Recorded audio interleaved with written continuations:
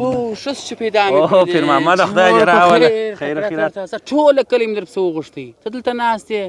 خدای دې خیر کړي انډیواله څه کیسه ده ته خو مې لاس رایلا که موټر مې رانیوی دا څه وه وایم سهاره زه دلته ناسته دغه فکر مې کوي سړی بابا دغه د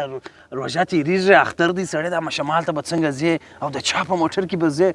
دغسې انډیوالان مې ګوره په فکرو کې راوګرځه سړی پلانکی خو د پلان موټر راکشي هغه یې نه ورکوي پلانکی خو ګر سره موږ نه بیایي د واسه موټر دې رانیوي ګوره د دې ځای چې اول روان شولو ته ودرې ته بیا وروسته خبرې وکړه ګوره زه پلان یې وارد سره شریکوم د دې ځای چې روان سو اول ځو کلات ته د کلات څخه غزني ته ځو دغه پسې کابل ته ځو کابل څخه پنجشیر مثلا مزار شریف ګور د ځای نه ګورو نورستان ته ځو یاره دا وایه که څه په دا ګرد انډوالانو کې نامي وختلی د نامي زوی ګر سره آفرین موټر دې په څو دې رانیوی څه شي موټر دی موټر اوس یې در ښکاره کوم ما د هغه موټر سازۍ ته رانیوی چې شي ته په دغه کې د شمال میلې کې لاړ شه ځه به ولاړ شه ځه نکي مو طبیعت را خرابه موږ د کلي څه دلته راله کښېناسته سړی بابا لږ به دې د ماغزه پر اراموي د لې را پسې راللې ولاړ شه ځه ولاړ شه ځه په کلي کې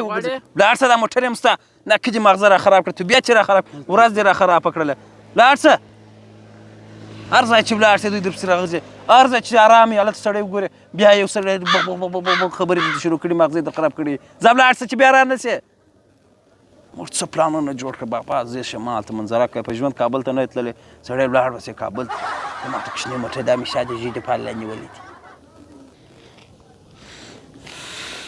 خبره واوره